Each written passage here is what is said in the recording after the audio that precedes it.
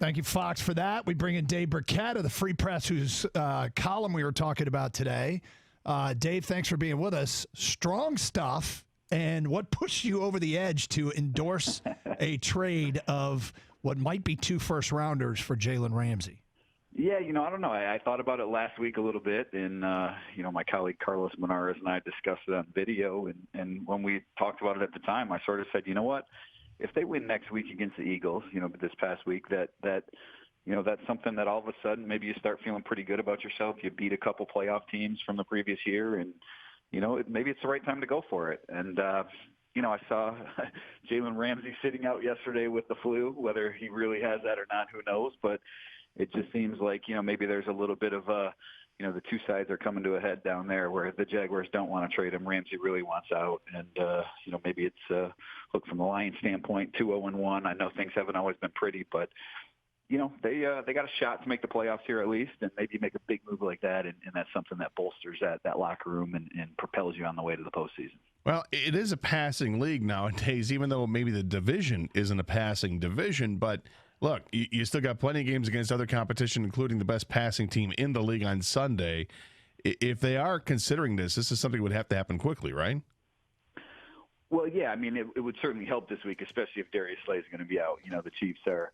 Look, I don't know if getting Ramsey in on a short week would be something that would push you over the top. And I think this is a move that's about more than just one game. So it's not something that's, would necessarily have to happen today or tomorrow for me to, sign off on it and say this is a good move, because I think, again, if you're trading for Jalen Ramsey, you're signing him to a long-term deal. This is a move that you're looking at for the next 4 or 5 years. But, yeah, to reap the benefits of it, you'd want him in sooner rather than later. I think that way, if Darius Slay's out, you still have a lockdown cornerback. When Slay comes back, you have arguably the best secondary in the league, at least the best group of cornerbacks in the league with those two out there. So I think, the team acquiring him would want him sooner rather than later. The buy-in for me, as I read your story, was centered around the line where you said in-season momentum is real.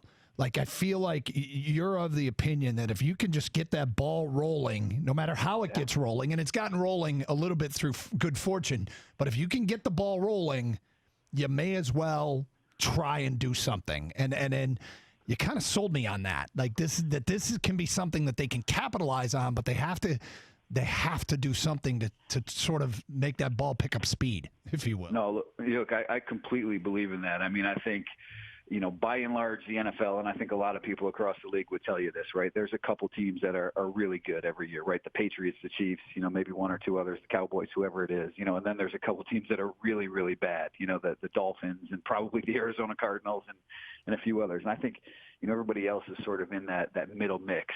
And when you start feeling good about yourself and you start believing and you get a couple breaks that go your way, whether it's injuries or beating teams that have some injuries, all of a sudden you're looking at the possibility of rolling off a few wins, and you get to 9, 10, 11 wins, and next thing you know, you're in the playoffs, and that's all you need to have a shot. So I don't think Jalen Ramsey, makes the Lions the best team in the NFC.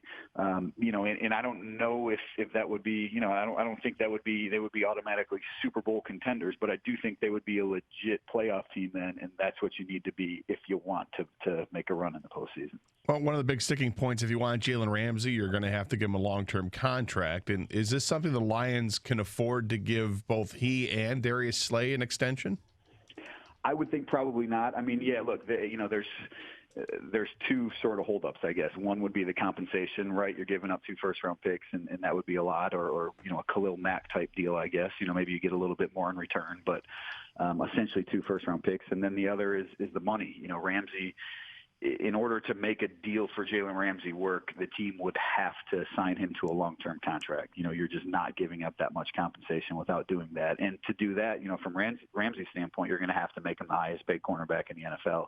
And you're probably talking $17 million a year, something like that. And I think just from a team building standpoint, philosophically, you don't want to have too much money locked up in your secondary. Darius Slay wants a new contract. We all know that. The Lions paid Justin Coleman pretty well last year.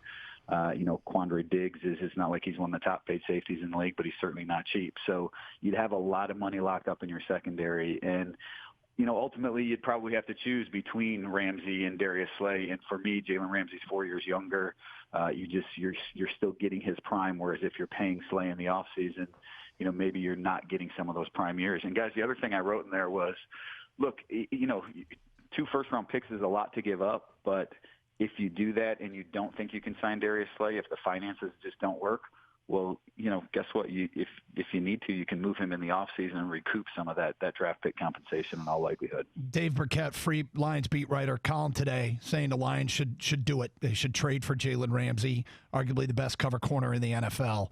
How realistic do you think this is? Like, is this actually, in your opinion, getting talked about in the corner office at Allen Park?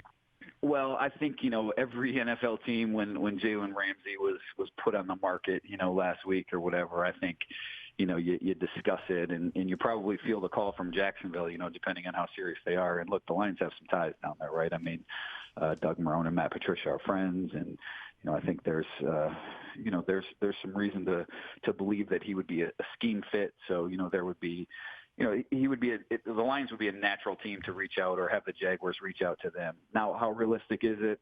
Look, I don't know anything about the Lions, being hot and heavy on the Jalen Ramsey trail. This is sort of, me speculating on what it might take and what the Lions can do to really improve their lot right now after getting off to this 2-0-1 start.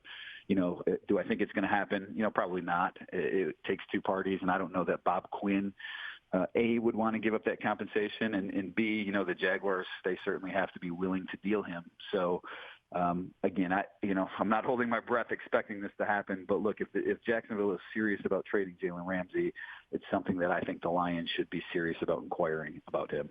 In the last 40 years, Doug and I were discussing that the Lions have only moved a first-round pick once that we can think of. Moved out of the first round when they traded for Pat Swilling and gave up their first-round pick to the Saints, and they took Willie Roaf. Worked out good, huh? Well, fair enough. But this is something it feels like the Patriots do all the time. It feels like they always trade out of the first round. Is this kind of the Patriot? Would this be a Patriot way move, or not necessarily, because they'd be taking out a guy that you're going to have to give a big contract to? Yeah, I don't know that it's a Patriot type move, because a lot of those moves are, during the draft, where they're sort of moving down and they're acquiring draft pick compensation, and they're look, in the NFL, there's no doubt, the more shots you take at it, right, the more draft picks you have, the more likely you are to land some real difference makers. But I just think Jalen Ramsey, 24 years old, he is a difference maker right now. He's still young enough that you're going to have him for a lot of years. He would add a whole lot to that secondary. So, no, it would not be, a Patriot type move. But look, signing Trey Flowers to a big deal was not a Patriot type move. So the Lions and under Bob Quinn, they've shown the willingness to spend a lot of money on key players. And I think Jalen Ramsey is, the best cornerback in the league, one of the best handful of defensive players in the league. And so for that reason, I think he'd be a great addition to this defense.